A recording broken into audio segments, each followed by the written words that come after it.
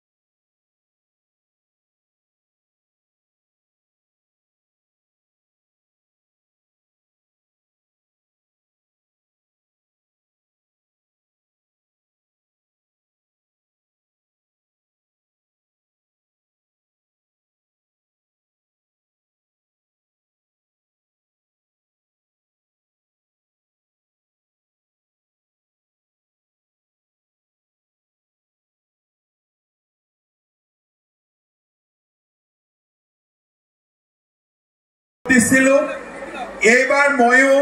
দিলীপ শইকীয়াক ভোট দিম কাৰণ মোৰ নিজৰ ভোটো দৰং ওদালগুৰিত সন্নিৱিষ্ট হৈছে ৰাতিপুৱা তাকে মই চিন্তা কৰিছো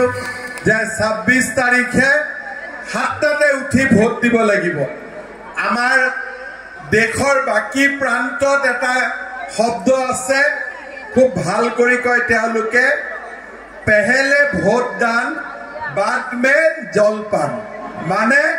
प्रथमते भोट दिन पिछते जलपान खाम आमार अসমত आमी अलप भोट দিব देरी কৰি যাও राति बहुत देरिলৈকে লাইনত থাকিব লাগে কেতিয়াবা দুই এজনে ভোটেই দিব না যায় প্ৰথম কাক ভোট দিম পিছৰ কথা কিন্তু ভোট দিব লাগিব কাৰণ ভাৰতবৰ্ষ এখন গণতান্ত্ৰিক দেশ গণতন্ত্ৰ মানে কি মুকেশ আম্বানীৰো এটা ভোট ৰতন টাটাৰো এটা ভোট আৰু মোৰো এটা ভোট আপোনাৰো এটা ভোট তাৰ মানে আমাৰ সকলোৰে এই দেশৰ ওপৰত সমান অধিকাৰ আছে আৰু আমাৰ যে সমান অধিকাৰ আছে কোনদিনা আমি গম পাওঁ যেতিয়া অনিল আম্বানীও লাইন পাতিব মুকেশ আম্বানীও লাইন পাতিব টাটাইও লাইন পাতিব আৰু আটাইতকৈ দুখীয়া মানুহগৰাকীয়েও একেটা লাইনতে থিয় হৈ ভোট দিব সেইকাৰণে সকলোকে মোৰ অনুৰোধ ভোট দিব যাতে নাপাহৰে ভোট আমি দিব লাগিব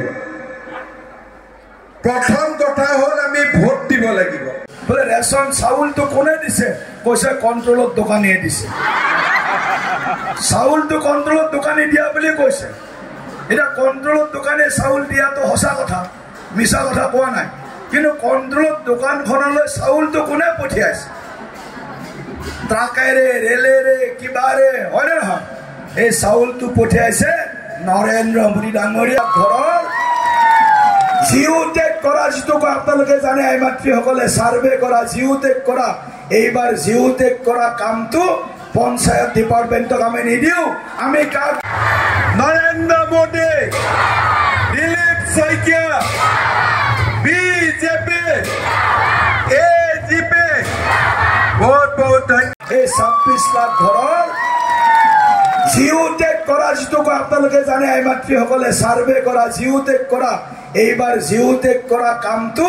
পঞ্চায়েত ডিপার্টমেন্টক আমি নিদিও আমি কাক দিম মহিলা আত্মসহায়ক